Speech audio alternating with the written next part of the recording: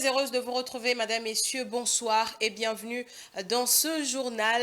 Dans l'actualité de ce mardi 26 novembre, le débat sur la révision constitutionnelle est à son comble. Dans ce journal, on fait le point sur les partisans et les opposants de cette démarche. Et puis, délivrance des permis de conduire biométriques à Kinshasa. Comment réagissent les chauffeurs au lancement de cette opération?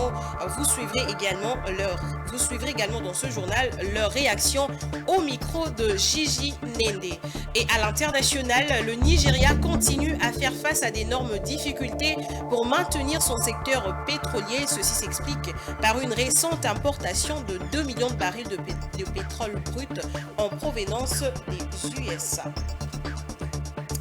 Commençons avec cette information en bref. Le président Félix Tshisekedi s'offre un bain de foule à Kalemi dans le Tanganyika. Le chef de l'État s'est rendu dans cette province afin d'y présider la 11e conférence des gouverneurs qui s'ouvre ce mercredi. Le président de la République s'est entretenu avec plusieurs partisans de l'Union sacrée et autres Congolais au sujet de la réforme constitutionnelle à venir. Vous êtes un grand peuple, vous savez ce qui est bon pour vous et ce qui ne l'est pas, a déclaré le chef de l'État au peuple de Kalemi au stade Sendwe.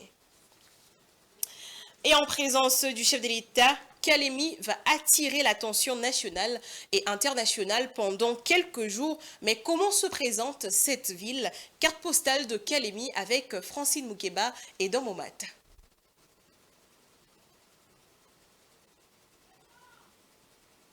Albertville, Kalemi, anciennement Albertville, Kalemi, anciennement Albertville, Kalemi, anciennement Albertville, Kalemi, anciennement Albertville, anciennement Albertville, anciennement Albertville, Kalemi, anciennement Albertville, Kalemi est une ville pittoresque située en République démocratique du Congo, au bord du majestueux lac Tanganyika. Chef-lieu de la province du Tanganyika, elle se trouve à 2144 km à l'est de Kinshasa et constitue un carrefour économique grâce à sa position stratégique sur la route nationale 5. Le lac Tanganyika, l'un des plus grands lacs d'Afrique, fait la fierté de la ville. Avec ses 677 km de longueur, il est le plus long lac d'eau douce du monde et abrite une biodiversité impressionnante, notamment des poissons comme les Nakala et les Mikebuka. La pêche, activité économique majeure, soutient non seulement Kalemi, mais rayonne également vers de villes telles que Kinshasa.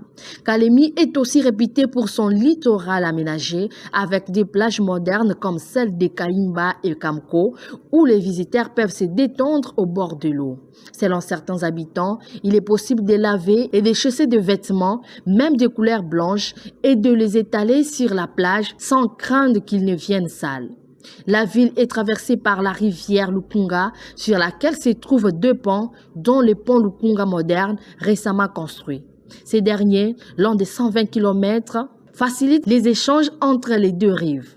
Kalemi est également le point de départ d'une ligne de chemin de fer stratégique reliant Kabalo et abrite deux ports importants, Kalemi et Kabimba, essentiels pour le commerce régional.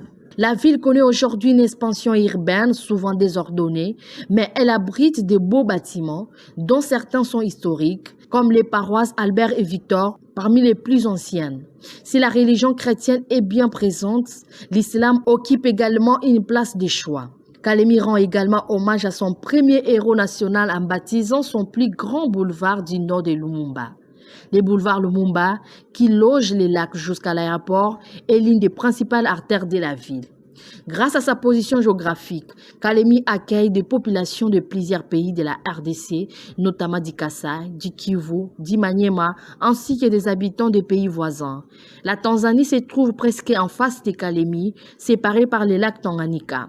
Le Burundi est accessible par bateau en environ 2 jours de navigation et même plus loin, l'Ouganda et le Rwanda sont également reliés à la ville.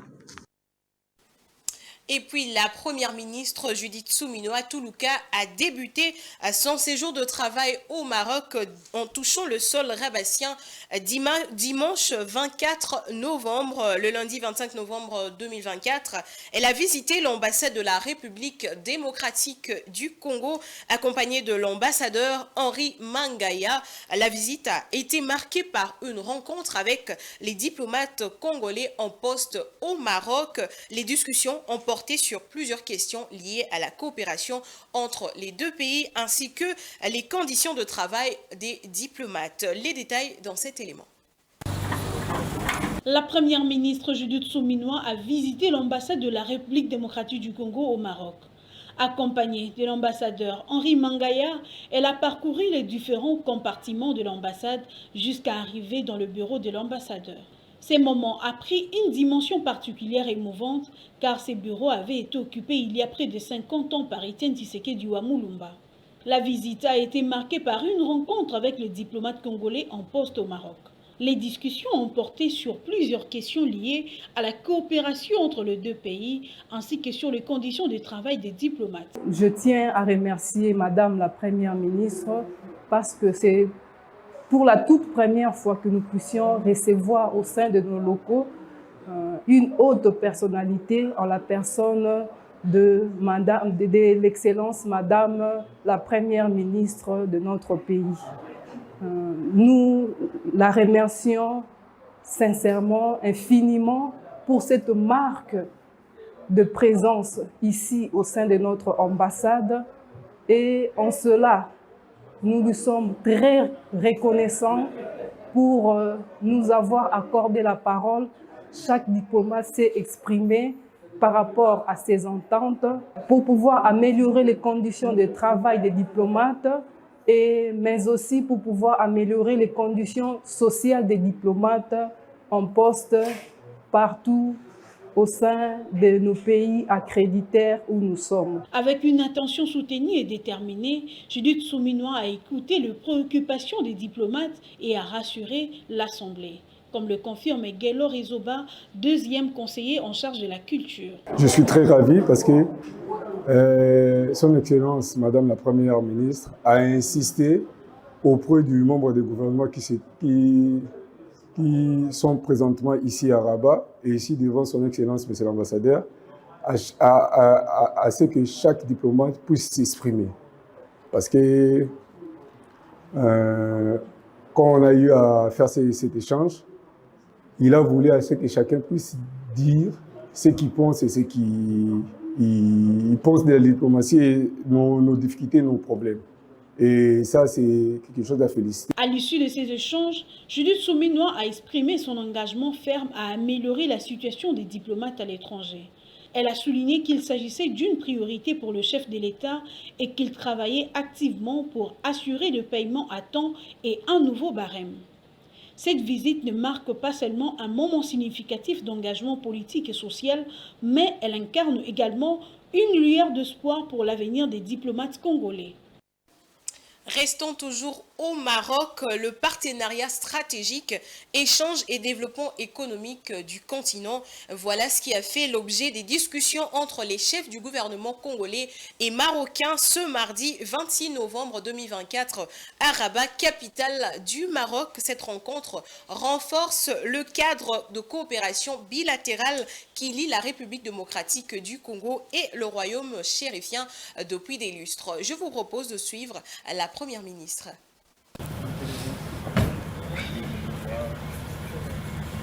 Je suis venu aujourd'hui rencontrer Monsieur le Premier ministre et chef du gouvernement chérifien parce que je suis à la tête d'une délégation congolaise avec un certain nombre de ministres, mais aussi des membres du patronat congolais. Nous sommes dans un forum économique qui parle de la nécessité de la souveraineté africaine et des échanges économiques entre Africains, raison pour laquelle ma venue ici à Rabat. J'en ai profité et merci à Monsieur le Premier ministre d'avoir accepté de me recevoir et nous avons au cours de cette rencontre pu échanger sur nos relations bilatérales, la manière de pouvoir les renforcer et dans le cadre d'un partenariat gagnant-gagnant au niveau économique. Regagnons Kinshasa pour parler coopération avec un autre pays maghrébin. Le ministre de l'Industrie et du Développement des petites et moyennes entreprises, Louis Ouatoum Kabamba, a lancé solennellement les activités de la première semaine économique égyptienne en République démocratique du Congo le lundi 25 novembre 2024 dans le cadre des relations économiques entre les deux pays. Des plus amples détails dans cet élément. Le ministre de l'Industrie et du Développement des petites et moyennes entreprises et petites et moyennes industries, Louis Ouatoum Kabamba, a lancé solennellement les activités de la première semaine économique égyptienne en République démocratique du Congo ce lundi 25 novembre 2024 et ce, dans le cadre des relations économiques entre les deux pays. Dans son mot de circonstance, en présence de l'ambassadeur de la République arabe d'Égypte en RDC, de Madame la secrétaire générale à l'entrepreneuriat et PME, des responsables de la Chambre de commerce et de l'industrie, des différents directeurs généraux, des hommes d'affaires égyptiens et congolais et autres invités de marque, le numéro 1 de l'industrie et de l'entrepreneuriat a tout d'abord remercié le chef de l'État, Félix-Antoine Tshisekedi Tshilombo, pour son leadership, sa vision éclairée d'une diplomatie agissante et sa ferme volonté de faire des Congolais des millionnaires par le truchement de l'entrepreneuriat afin de voir émerger une classe moyenne nationale, avant de rappeler que le gouvernement a déjà mis en place un programme qui va booster les initiatives pour la création des entreprises et des emplois. Durant une semaine économique, soit du 25 au 28 novembre, les deux pays frères auront des occasions d'échanger des expériences et conclure des contrats afin de renforcer la coopération économique entre l'Égypte et la RDC en mettant en lumière les possibilités d'investissement en RDC pour les grandes entreprises égyptiennes. Louis Ouatoum Kabamba a invité en outre tous les Congolais à prendre activement part à cette semaine et tirer les bénéfices de rapprochement tissé par le ministère de l'Industrie et du Développement des PME et PMI dans le cadre du développement des petites et moyennes entreprises en partenariat avec les hommes d'affaires de la République arabe d'Égypte. Prenons cette information en bref. La 4e édition de la Semaine congolaise du tourisme a débuté aujourd'hui, organisée par le ministère national du tourisme. L'événement a pour objectif de valoriser les atouts touristiques de la République démocratique du Congo et de promouvoir de manière durable la destination RDC. À cette occasion, plusieurs autorités des différentes provinces du pays se sont réunies à transformer les 145 territoires en 145 destinations et l'un des objectifs majeurs de du ministre du Tourisme Didier Pambia. Et à ce sujet, nous avons une consoeur, Rosiane Chioyo, qui a justement participé au lancement de la semaine du tourisme qui a débuté notamment ce mardi 26 novembre à Kinshasa. Alors, bonsoir à vous, Rosiane Chioyo. Bonsoir, Damani Moujinga. J'espère que vous allez bien. Oui, je vais très bien, merci. Alors, vous avez participé à la semaine du tourisme qui a débuté aujourd'hui à Kinshasa. Pouvez-vous nous parler un peu de cet événement? Eh bien, aujourd'hui a été organisée la 4e édition de la semaine du tourisme en République démocratique du Congo. Cette 4e édition a été organisée par le ministère du Tourisme, Oui. par le ministère du Tourisme national. Excusez-moi. Et pour cette année, elle a été organisée dans l'objectif de valoriser les atouts touristiques et de promouvoir la manière durable de la destination RDC. Ok, est-ce qu'il y a un thème qui a été arrêté pour cette semaine du tourisme qui justement a débuté ce mardi 26 novembre à Kinshasa? Quel est ce thème? Eh bien, comme chaque année, il y a toujours un thème. Pour cette année, il y a un thème intitulé Tourisme Paix. Et pourquoi le choix de ce thème, Tourisme et Paix? Eh bien, actuellement, ce thème a été choisi pour montrer l'engagement du pays à protéger le secteur touristique, mais aussi, comme on l'a dit, on ne peut pas oublier nos frères de l'Est qui sont en train de subir des agressions actuellement. Ce thème a été aussi choisi aussi pour consolider la paix et soutenir ces zones confrontées par le M23.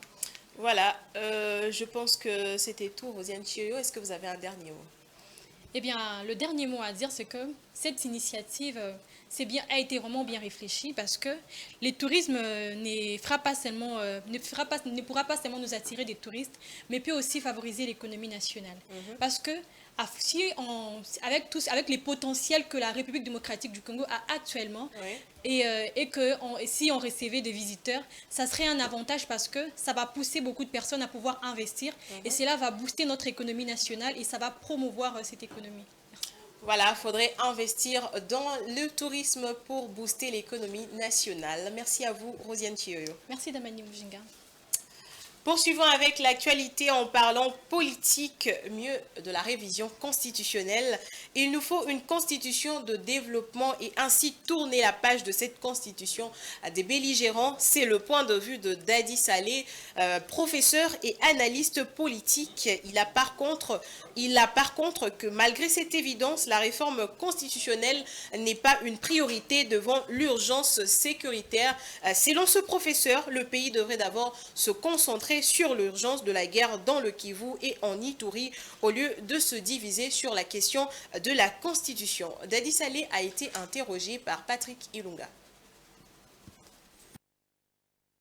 Se faire, c'est pas ça la question la plus urgente selon nous, mais si on prend la Constitution elle-même, elle permet qu'il y ait modification, c'est une possibilité, ça peut être demandé par le président de la République, le Parlement, ou toute personne qui peut demander, qui peut réunir 100 000 voix. Ça, c'est prévu, donc c'est un faux débat. Mais est-ce que c'est opportun? Je pense que c'est loin d'être opportun et c'est loin d'être l'urgence pour le moment, surtout si on sent qu'il risquerait d'avoir une idée des changements de l'article 220 ou bien de chercher à avoir des troisièmes mandats. Surtout pas ça. Mais cela étant, je suppose personnellement que nous utilisons une constitution de belligérance avec des gens d'1+4, tous ces gens-là. Il nous faut maintenant une constitution de développement pour la République démocratique du Congo, une constitution qui sera vraiment protectionniste pour que les Congolais puissent reprendre leur économie et que nous puissions avoir la fierté. Je pense effectivement que pour l'instant, nous devrions d'abord nous concentrer à nous battre parce que quand la maison est en train de brûler, ça va ce qui est le cas pour l'instant en République démocratique du Congo où les Rwandais avec les néocolonialistes ont déjà récupéré plus de territoires plus grands que même le Rwanda, Rutshuru, Bunagana, Masisi, Nyiragongo, une bonne partie de Lubero, etc. Donc c'est clair, noir sur blanc, qu'on devait connaître nos priorités. La priorité ici, c'est se concentrer, comme je viens de le dire, comme un seul homme. Quand la maison, en tant que panafricaniste, la maison est en train de brûler, il ne faut pas qu'on continue à se chamailler. Tout le monde, que ce soit l'opposition, la majorité, la société civile, les églises, nous devrions nous battre en utilisant l'article 63 de notre Constitution et 86 de notre Constitution. On se bat comme un seul homme pour éteindre le feu. Malheureusement, ce n'est pas ce que nous sommes en train de faire. On devait tout faire pour avoir libéré nos territoires, avoir un budget exactement de guerre, avoir une économie de guerre, avoir effectivement un peu, comme on peut le dire, des investissements de guerre pour arriver à libérer. On ne peut pas penser à nettoyer une maison ou bien la chambre ou bien effectivement changer la toiture et la maison est en train de brûler. Comme Dadi Saleh que nous venons de suivre, l'ancien Premier ministre Adolphe Muzito a exprimé le lundi son soutien à la révision de la Constitution, une position également partagée par de nombreuses personnalités au sein de l'UDPS et de leurs alliés. En revanche, un autre camp se forme, constitué notamment du FCC de Joseph Kabila, du Nouvel Élan de Matata Ponyo et de l'ECD de Martin Fayoulou, qui s'unissent pour s'opposer à cette révision. Petit rappel des partisans et opposants à la révision constitutionnelle dans ce papier de Domomat et Blaise Kouzola. et dont l'objectif sera de revoir cette constitution. Depuis que le président de la République a pris position à Kisangani en faveur de la réforme de la Constitution, le paysage politique congolais semble redessiné. La question divise les acteurs politiques, chacun prenant position pour ou contre cette initiative. Qui soutient réellement le projet et qui s'y oppose? Les grandes figures de l'opposition ont surpris l'opinion publique en s'unissant contre le changement de la Constitution. La semaine dernière, plusieurs membres du FCC de Joseph Kabila, du LGD de Matata Ponyo et de l'ECD de Martin Fayoulou ont appelé la population à se désolidariser du président et à s'opposer à un projet qu'ils jugent porté par une ambition de 3e mandat. Cette déclaration a eu lieu au centre interdiocésain de l'Église catholique. Celle-ci, par l'intermédiaire de son cardinal, a réaffirmé son opposition à la réforme constitutionnelle lors de la messe du dimanche 24 novembre célébrant la jeunesse. Malgré l'absence de certains lieutenants lors de cette déclaration, Delis Esanga a publiquement exprimé son opposition à la révision. Il a même été interpellé violemment par la police lors d'une marche contre le changement de la Constitution initiée par lui et son parti. Du côté du pouvoir, après avoir agi en solitaire, l'Union pour la démocratie et les progrès social, le parti du président, voit ses rangs se renforcer chaque jour. Christophe Mbosso, 2e vice-président de l'Assemblée nationale, et Jacques Kiaboula, gouverneur du Haut-Katanga, ont exprimé leur soutien au projet. Plus récemment, Jean-Michel Samaloukonde, actuel président du Sénat et l'un des poids lourds de la majorité présidentielle, s'est également prononcé, mettant fin à un long silence qui avait alimenté de nombreuses spéculations. Cependant, des personnalités influentes comme Vital Kamere, Modeste Bahati et Jean-Pierre Bemba demeurent silencieuses, ce qui alimente l'incertitude et la spéculation au sein de la coalition présidentielle. La tension provoquée par les dépôts d'une motion de défiance contre le ministre des Infrastructures a révélé un certain malaise entre le président de la Chambre basse, partenaire clé du gouvernement, et l'UDPS. Ces malaises a-t-il un lien avec la question de la révision constitutionnelle? Il est difficile de les dire pour l'instant, mais plus le jour passe, plus il devient évident que chacun devra clarifier sa position sur cette question décisive. Toutes nos excuses, comme cela a été dit tout à l'heure, il ne s'agit pas de nouvel élan de Matata Ponyo, mais plutôt de LGD de Matata Ponyo. Autre chose, lutte contre la rébellion du mouvement AM23 de Corneille Nangaa en Ituri. 18 personnes déplacées du site de Savo, recrutées par un certain Ngabou dans le rang du AM23. Parmi eux, des mineurs qui ont été présentés ce mardi 26 novembre au gouverneur militaire de l'Ituri et commandant des opérations, le lieutenant-général Luboya Kinshama Johnny. L'autorité provinciale exige des poursuites judiciaires à l'encontre des commanditaires. La presse militaire de l'Ituri nous fait le point sur ce dossier.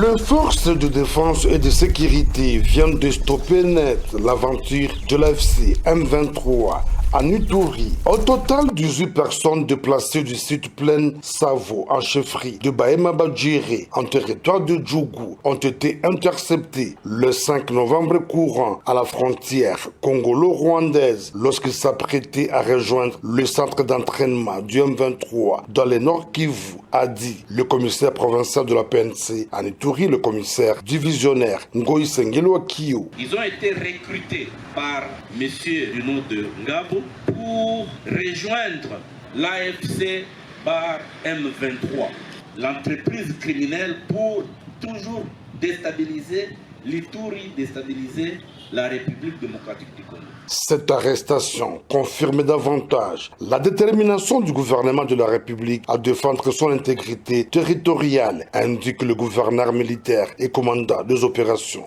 en Ituri. Peuple iturien, je fais appel à vous. L'heure est grave, qu'on ne vous trompe pas. Et la preuve, c'est ça. Dénoncer ces criminels qui veulent détruire ce que nous avons construit ensemble. Nonobstant ceux-là qui sont en train de défendre. Par ailleurs, le lieutenant-général Boyanka Chomadjoun sollicite l'implication de la Cour pénale internationale de poursuivre les auteurs de ces recrutements. Ceux qui ont fui là-bas, nous demandons que la CPI s'occupe d'eux. Parce qu'ils vont dans les sites de déplacés, chez les vulnérables. Ça, c'est un acte criminel. C'est un crime contre l'humanité. Rappelons que le 19 septembre 2024, plusieurs armes et munitions de guerre appartenant à la milice Zaïre à lieu du M23 ont été découvertes par les forces armées dans une cache d'armes à Nyangui, à côté du site des déplacés de Nyamoussassi à Tchoumia, en chefferie de Bahema Banyuagui. Revenons à Kinshasa pour voir comment les chauffeurs réagissent au lancement de l'opération de la délivrance de permis de conduire biométriques. Suivez-le dans cet élément de Guylaine Nende. Le lancement officiel du nouveau permis de conduire en République démocratique du Congo marque une avancée importante pour la sécurité routière et la mobilité des citoyens. Cette réforme impose désormais la réussite d'examens théoriques et pratiques pour l'obtention du permis. Une initiative qui vise à renforcer les compétences des conducteurs et à réduire les accidents de la route. Une mesure qui réjouit certains, comme ce chauffeur croisé sur le boulevard du 30 juin, ce 26 novembre 2024. Mais oui, c'est bien. C'est parce que nous allons pendant mes belé, 8 ans, 9 ans, tout a permis. C'est bien. Tout c'est là banda makambo to kende kaka pour arriver à la test des alliés, faut ça test médical, test belé. Tout ça c'est là bango. Mais on a pris au bâti on est toujours que ça $50 c'est trop. On a pris mon raisonnable pour que tout chauffeur tout a un moyen permis de conduire.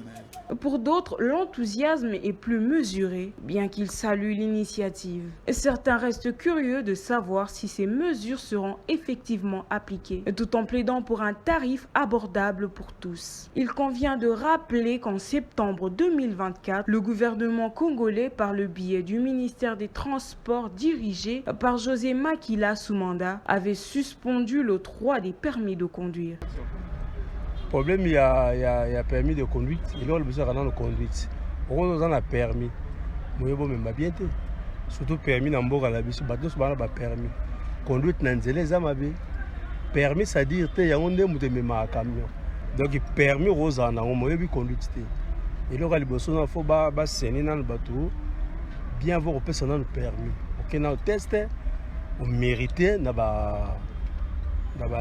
test non c'est mandé va repérer son permis les lambos a le permis même il beaucoup bien il connaît pas code de la route alors ça va dégager belé puisque il est bon même na ou maté alors ça va dégager dans nzela. Cette décision visait à préparer la mise en circulation des permis biométriques à l'échelle nationale, comme annoncé dans un communiqué du vice-premier ministre des Transports et Communications. Et pour en parler, nous avons un intervenant sur ce plateau. Il s'agit de Dieudonné Boanali. Bonsoir à vous. Bonsoir Damani Mujinga. Bonsoir aussi à tous nos téléspectateurs. Alors Dieudonné Boanali, dites-nous, quelle est l'utilité d'avoir un permis de conduire? Bon, je vais d'abord rappeler que ça fait plus ou moins 15 ans que la ville de Kinshasa et aussi certaines provinces de la République démocratique du Congo nous trouvons des conducteurs, des automobilistes qui conduisent des véhicules, des bus, des taxis-motos sans se préser ces armes appelées permis de conduire. Okay. Voilà, les gouvernements, je voulais dire les gouvernements souminois, oui. Dans sa stratégie à travers le ministère des Finances Doudou Fouamba, de mobiliser les recettes de l'État, de maximiser les recettes de l'État, a visé aussi sur la vente du permis de conduire. Ces documents vont permettre au gouvernement de démêler les vrais défauts. Sur la voie publique, nous trouvons des chauffards et des chauffeurs. Ça va permettre aussi au gouvernement de faire baisser les accidents de circulation, parce qu'il y a des chauffards, je l'ai dit. Il y aura aussi... le gouvernement va mettre hors d'état de nuit les fous du volant. On va identifier, après plus de 10 ans, les chauffeurs. Nous aurons une liste des chauffeurs sur toute l'étendue de la capitale. Oui. Et puis, nous allons débarrasser de la voie publique les mineurs. Il ne faut pas oublier qu'il y a des enfants de moins de 18 ans qui conduisent des véhicules, des taxis-motos de 3 pneus. Voilà en quelque sorte l'utilité du permis de conduire. Il y a les besoins économiques, il y a les besoins de sécurité, il y a les besoins d'identifier aussi les automobilistes, de lutter aussi contre les embouteillages. Cette liste d'avantages n'est pas exhaustive dans Mani Mouzinga. Dieudonné Bonil, est-ce qu'il y a des conditions à remplir pour pouvoir, pour qu'on puisse vous octroyer cette carte? Il y a des conditions à remplir parce que selon l'Institut national de la statistique, appuyé par les données du ministère national des Transports et celui de la ville-province de Kinshasa en charge des transports, on retrouve au moins à Kinshasa plus d'1 million de véhicules. Bon, si vous faites les rations, un véhicule, un chauffeur, vous avez plus d'1 million d'automobilistes. Maintenant, ces permis, on ne va pas donner à tout le monde. Il y a quand même des conditions. Ça ne va pas se distribuer comme des petits pains. Il faut obtenir d'abord les formulaires sur le site de la Commission nationale de délivrance du permis de conduire. Il faut détenir les brevets des formations en auto-école. Il faut disposer aussi d'une pièce d'identité qui va vous permettre d'être identifié. Et puis, il faut avoir un NIF, le numéro d'identification fiscale. Cette dernière condition n'est pas obligatoire. Alors, très rapidement, Dieudonné Boanali, quelles sont les retombées économiques 15 ans après, parce que vous l'avez dit tout à l'heure? D'ailleurs, les chauffeurs eux-mêmes parlent, ils disent que non, les permis coûtent cher. Et selon les informations qu'ils détiennent, les permis vont leur coûter au moins 100 $ américains. Quand vous faites la multiplication de 100 par 1 million d'automobilistes, vous avez au moins 100 millions de dollars qui vont entrer dans les trésors publics et qui vont aider l'exécutif provincial de Kinshasa à construire des infrastructures. Mais il y a quand même un bémol. On a annoncé la date du 26 le lundi. Tous les chauffeurs se sont rués vers les sites de la Commission nationale de délivrance de ces permis de conduire. Et puis, le site est tombé en panne. Il y a eu des problèmes de connexion parce qu'il y a eu la ruée, un grand monde. Heureusement, la Commission a apaisé un peu les demandeurs, les requérants, pour leur dire que non, les techniciens s'y attellent.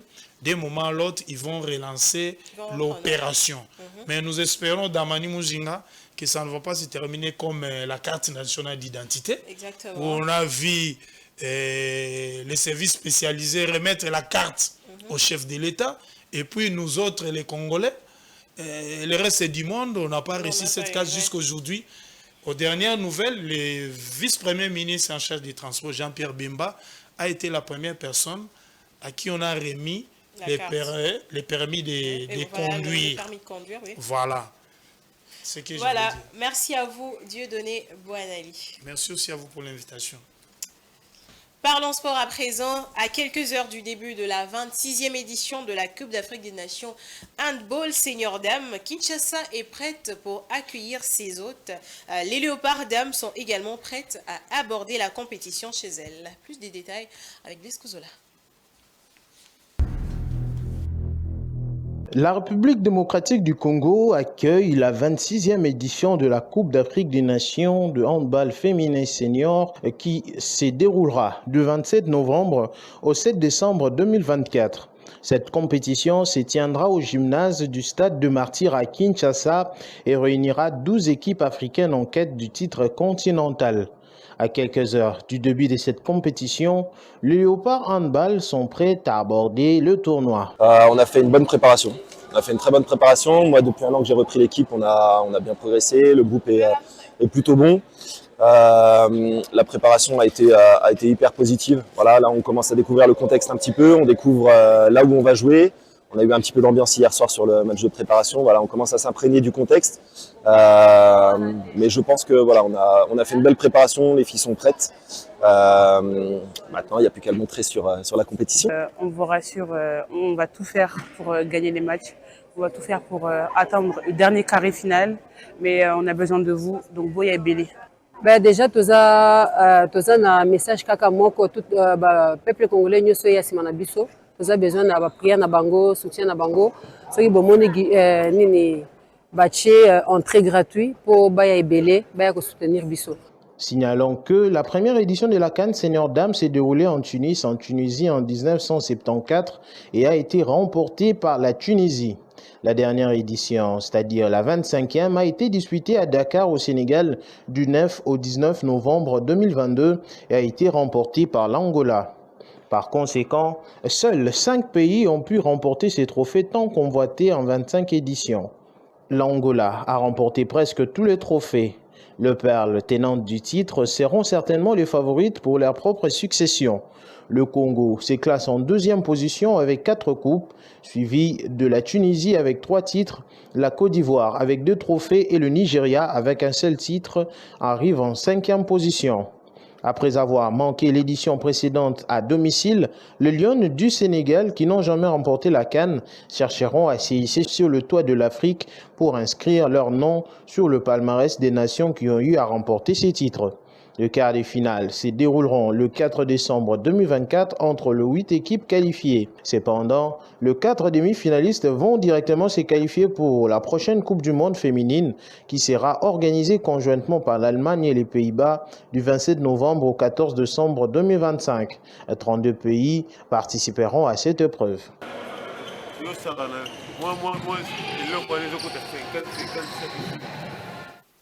Mesdames et messieurs, faisons place à présent à la page internationale.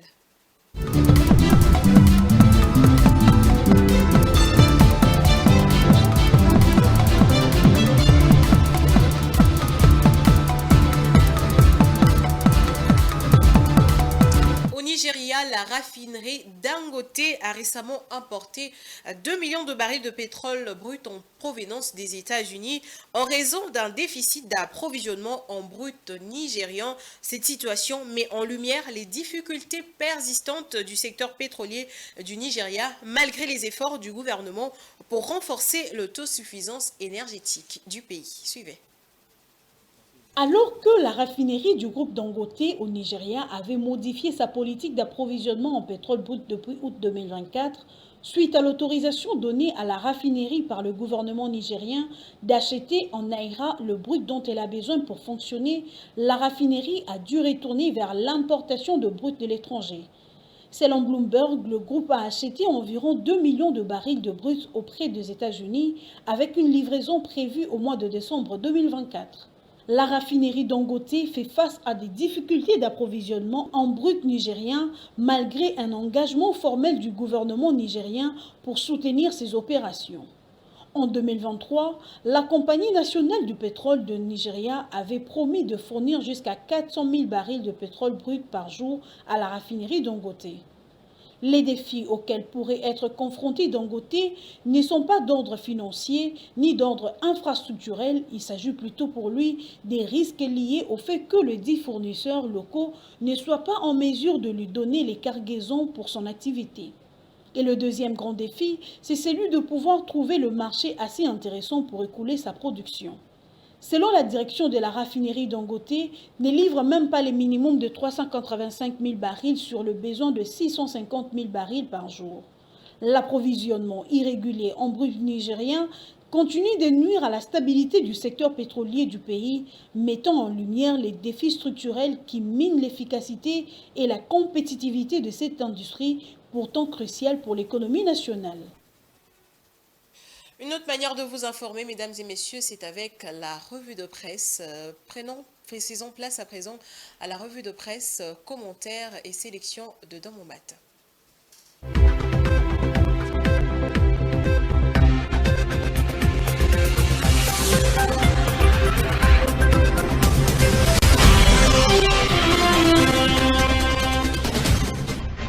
Mesdames et messieurs, bonsoir et bienvenue à cette revue de presse. Commençons avec Forum des As sur la question de la révision constitutionnelle. Adolphe Mouzito, leader du parti Nouvel Élan, plaide pour l'adoption d'une constitution définitive. Selon lui, écrit le tabloïd, le texte actuel, hérité d'une période de crise, limite la souveraineté populaire et entrave la stabilité institutionnelle du pays. Parmi les réformes proposées, il évoque la titrisation des terres en faveur des communautés locales, une décentralisation effective et la fin du bicéphalisme institutionnel. La référence plus s'est intéressée à la crise dans l'Est de la RDC. Selon des sources concordantes, écrit la consoeur, les partis qui se retrouvent actuellement à Luanda devront s'épancher sur un plan harmonisé proposé fin octobre par des experts après qu'une première version ait été rejetée par la ministre congolaise des Affaires étrangères. Ces plans, comme les précédents, prévoient 2 axes, la neutralisation des FDLR, groupe rebelle Hutu, et le retrait des forces rwandaises du sol congolais, une question qui fait l'objet des divergences sur le calendrier des mises en œuvre. Le journal revient sur le briefing hebdomadaire du 24 novembre à la RTNC, co-animé par Patrick Mouyaya et Jacquemain Chabani. Le thème central de cette rencontre était l'évaluation de l'état des sièges dans les provinces de l'Ituri et du Nord Kivu. Jacquemain Chabani a annoncé que la première ministre convoquera prochainement une réunion à Kinshasa pour ajuster les informations recueillies et en rendre compte au président de la République qui prendra les mesures nécessaires en fonction des situations locales. Concernant le phénomène Kuluna, le ministre de l'Intérieur Jacquemain Chabani a rassuré, rapporte le Phare, qu'une série de mesures étaient déjà en exécution, notamment des audiences foraines pour dissuader les criminels. De plus, des projets comme la création des comités communaux et des rues sont à l'étude pour renforcer la surveillance citoyenne et éradiquer ces phénomènes, car les auteurs de ces actes sont largement connus des habitants de leur quartier. Info 27 s'épanche sur la motion de défiance contre Alexis Guissaro, ministre d'État en charge des infrastructures. Le groupe parlementaire 2A bar TDC a officiellement exprimé sa désolidarisation vis-à-vis de cette motion, soulignant l'absence de signature de ses membres et réaffirmant son respect de la discipline interne de l'Union sacrée. Enfin, sur le plan judiciaire, l'affaire des détournements et des surfacturations implique plusieurs personnalités, dont le ministre des Finances Nicolas Kazadi, qui devra témoigner devant la Cour de cassation le 2 décembre 2024. À ses côtés, Guy Mikulu, Mouindo Zangui, Jules Alinguete, et le responsable de l'ONHER. Lors de l'audience précédente, François Roubota a révélé qu'il avait usé sans succès de tout son pouvoir pour empêcher l'ancien ministre des Finances de décaisser du coup le 375 millions de dollars américains, arguant que les travaux avançaient trop lentement. Fin de cette revue de presse et à la prochaine.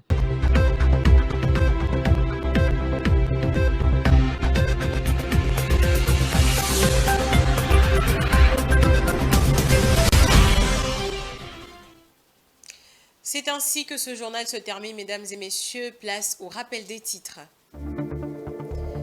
Le débat sur la révision constitutionnelle est en son comble dans ce journal. On a fait le point sur les partisans et les opposants de cette démarche. Et puis, délivrance des permis de conduire biométriques à Kinshasa. Comment réagissent les chauffeurs au lancement de cette opération? Vous avez suivi leur réaction au micro de Gigi Nende. Et à l'international, le Nigeria continue à faire face à d'énormes difficultés pour maintenir son secteur pétrolier. Ceci s'explique par une récente importation de 2 millions de barils de pétrole brut en provenance des USA. C'est la fin de ce journal, mesdames et messieurs. Merci à vous de l'avoir suivi. Surtout, restez branchés au programme de Géopolis Télévision. Vous suivrez à 21h l'émission Schéma Critique qui vous sera présentée par Willy Kellingai. Au revoir.